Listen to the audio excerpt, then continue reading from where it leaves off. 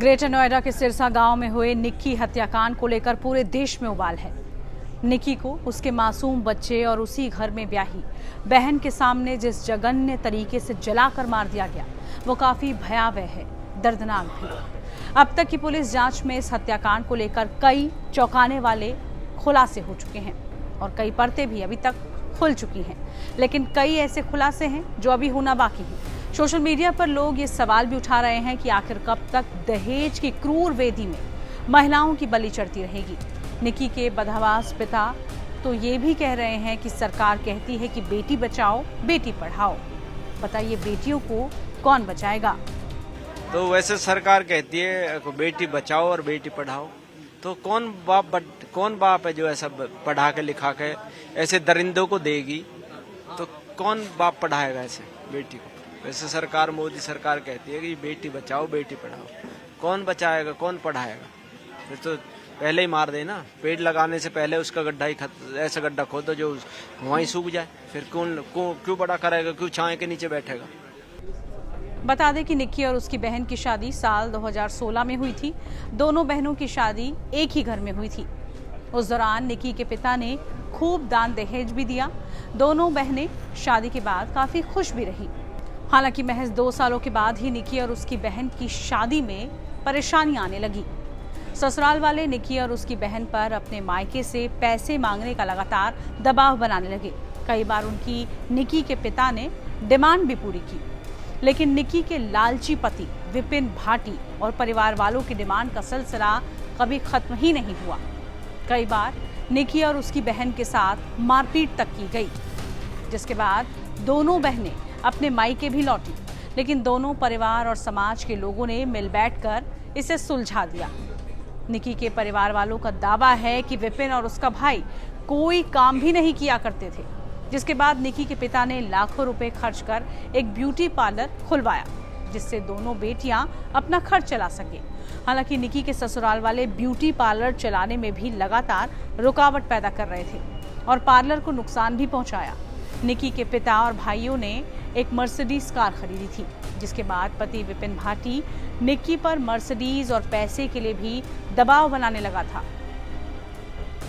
वहीं 21 अगस्त को निक्की अपने ब्यूटी पार्लर को दोबारा खोलने की मांग करने लगी थी, जिसके चलते उसके पति विपिन के बीच झगड़ा शुरू हो गया, जिसके बाद विपिन ने निक्की के ऊपर थिनर छिड़ककर लाइटर से उसे आग के हवाले कर दिया।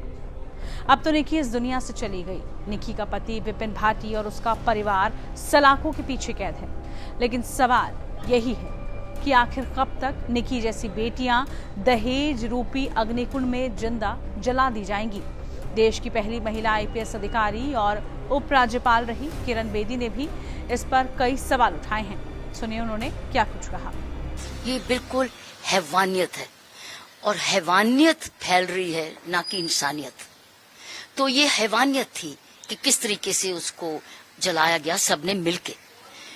हमारे समाज में ये मिडीवल टाइम से पुत्र को ऐसा देखा गया कि वो धन लाएगा, जब शादी होगी तो धन लाएगा, और ये भी देखा गया कि जब पुत्री होगी तो धन ले जाएगा उसको। ये हमारी पुरानी सोच अभी भी है।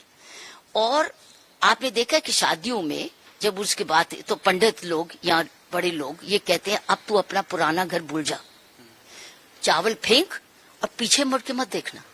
तो एक मैसेज दे दिया गया कि अब तेरा घर ये नहीं है, अब तेरा घर वो है जहां तू माइग्रेट हो रही है। उस मकान को अपना घर बना लेना।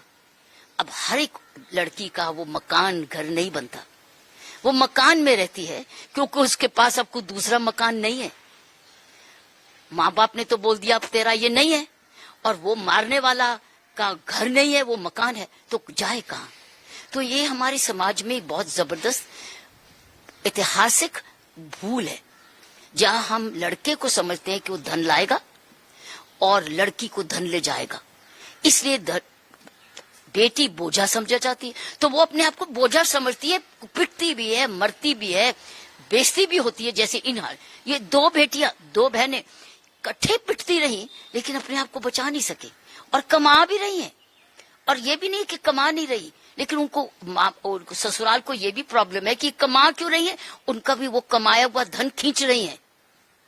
और ये नहीं है कि माँ बाप उनके मायके को मालूम नहीं है, मायके को मालूम है, लेकिन वो देते जा रही है, उनकी भूख पूरी करते जाते हैं। क्यों आहुति देते हैं, क्यों भूख? उस वक्त क्यों नहीं पुलिस में जाते? इतना प्रचार होता है, कानून का प्रचार होता है, उनको पता है कि ये समाधान है, क्यों नहीं ये समाधान ढूंढते? क्योंकि वो भी नहीं चाहते कि वो घर लड़की मायके वापस आ जाए, क्योंकि वो भी चाहते हैं कि कल को उनकी कोई बहू आएगी, लड़के की बहू, उसको ये घर चाहिए, वो इतराज करेगी। शायद इसीलिए शादी नहीं होगी लड़के की, क्योंकि लड़की घर में है। ये सारी सोच बदलने की बात है, और सोच बदलते बदलते अभी जनरेशंस लग जाएंगे। इन दोनों लड़कियों का बिल्कुल साफ साफ आया है, वो बर्दाश्त करती रही, मां भी बन गई, घरेलू काम भी कर रही, पिट भी रही, और वो रात भर वो आदमी दोनों भाई रात को कहीं और भी रात काटते हैं, और अगर जब आकर पूछा जाता है तो फिर उसको पिटाई करते हैं कि तुझे पूछने का हक नहीं। सो ये बेसिकली ये कई घर बहू को इसलिए घर में लाते हैं, उसको नौकरानी बनाने के लिए, उसको नर्स बनाने के लिए, बच्चा भी पैदा करने के लिए, और अगर बेटा पैदा नहीं हुआ तो फिर पीटेंगे। इसमें तो बेटा पैदा हुआ, शायद इसलिए नहीं पीटा कि बेटा नहीं तूने पैदा किया, शायद ये भी कारण बन जाता, लेकिन दहेज और ला और ला। सो भूख का जो अंत है हमारी शिक्षा में, ना माँ बाप सिखा रहे हैं कि भूख को कैसे ये मानसिक कंट्रोल जो है हमारी शिक्षा में नहीं है। इसीलिए योग कहते हैं, योग का सिर्फ आसन ही नहीं है, योग का तो मतलब मानसिक कंट्रोल भी है, मानसिक समझना, माइंड कंट्रोल। ना टीचर सिखाते हैं, तो असेंबलीज होती हैं, लेक्चर्स होते हैं, लेकिन योग कहाँ होता है, मानसिक मेडिटेशन कहाँ होता है, ये इमोशनल कंट्रोल कहाँ होता है?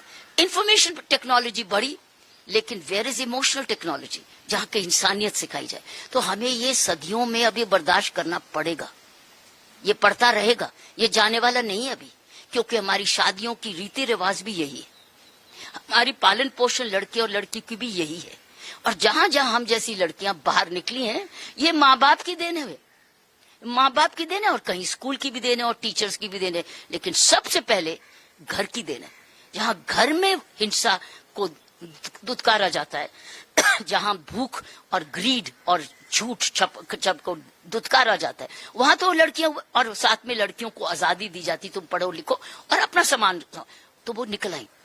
लेकिन बाकी लड़कियों के लिए याद रखना, अभी भी शादी एक जेल है, वो मकान है, वो घर नहीं है।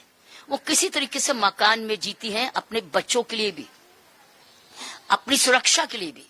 तो आप कितना भी कानून ले आए, लेकिन कानून जानते हुए भी, ये नहीं कि उनको जानते नहीं है, they know but they are ignorant in action. वो डरपोक है, वो जानते हैं कि जो हो रहा है जुर्म है, डोमेस्टिक घरेलू हिंसा है, जानते हैं, they know but they refuse to act, क्योंकि हिम्मत नहीं है। सो मैं कहती हूँ ये केस वो साबित कर रहा है बार बार कि जब तक हर घर के माँ बाप अपने बेटे को एक प्रॉपर्टी लाने वाला ना समझे और लड़की को प्रॉपर्टी को जाने वाला ना समझे, जब तक ये सोच बदले नहीं, और शादियों का तरीका ना बदले। शादियों में क्यों नहीं ये संस्कार दिए जाते कि अब ये तेरा घर है और वो भी घर है, अब बेटी तेरे दो घर हैं, जब तेरा दूसरा घर अगर कोई बात दुर्घटना हो जाए तो तेरा घर खुला है, क्यों नहीं उसको विश्वास दिलाते? जबकि उसको ये कहा जाता है कि अब ये सारा कुछ तेरा, वही तेरे माँ बाप, वही तेरा पतिदेव, वही तेरा देवता, और पाँव छू नमस्ते, सब पाँव छूने और नमस्ते में कोई फर्क नहीं पड़ता।